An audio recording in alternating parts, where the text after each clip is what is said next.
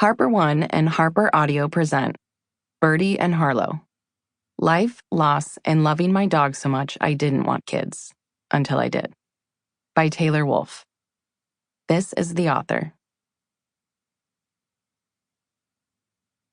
For Chris.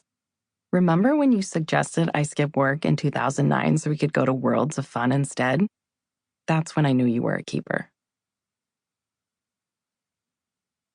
Introduction. I need some alone time, but I need everyone to come along. I don't know how I got this way, how I turned into the person who struggles to be away from their child for more than a night. Now, a dog, I understand, because dogs are the best. They just want to love you and be near you, and when you leave a dog, they don't seem to know if you're ever coming back, which is why I chose to rarely leave my dog. It simply wasn't worth the risk. But a kid, well, I was sure that would be different, because I would be different. If I ever decided to become a mom, which seemed rather unlikely for a large part of my life, I was going to be a chill mom.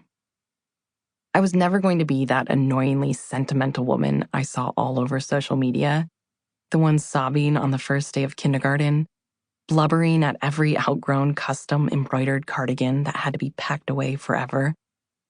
I scoffed and shook my judgmental little head from afar as I heard stories about moms who hadn't spent a night away from their children until they were 10 years old. That's an entire decade of attachment issues. That will never be me, I'd tell Harlow, my beloved Vizsla pup. I'd hope not, he'd respond from my lap. Yes, Harlow talked.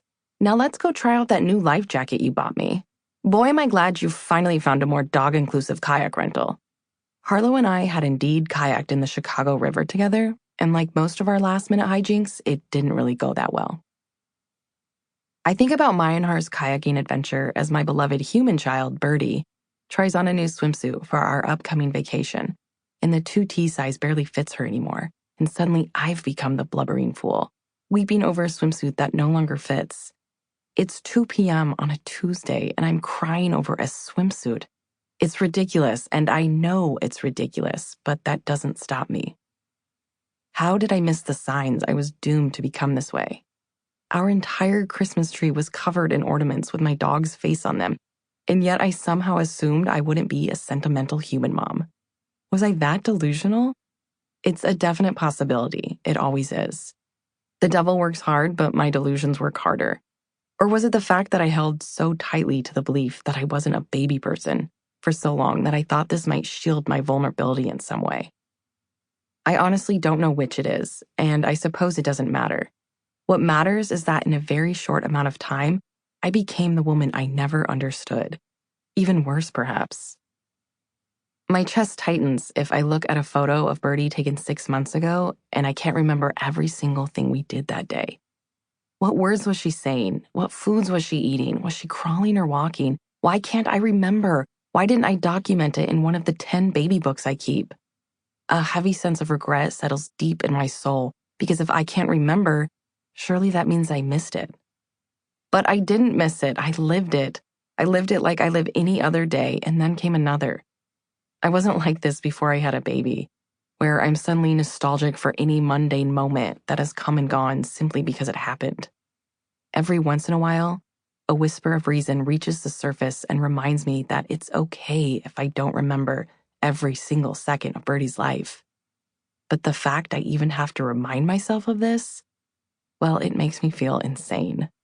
And it's just one of the many reasons why motherhood makes no sense. I'm not sure who to blame for this behavior, but I'd like to blame someone, anyone, because it certainly can't be my fault. I was never going to be this way, remember? I said it only a few paragraphs ago, which is precisely how fast it sneaks up on you. The heartache of motherhood, I mean. I don't enjoy being caught off guard, especially when it comes to something that feels like it's taken everything you thought you knew about life and turned it on its head, shaken it up a bit, turned it over once more, and then smothered it with a layer of sentimental longing that leaves you more confused than you were the day before. That's kind of how motherhood feels to me.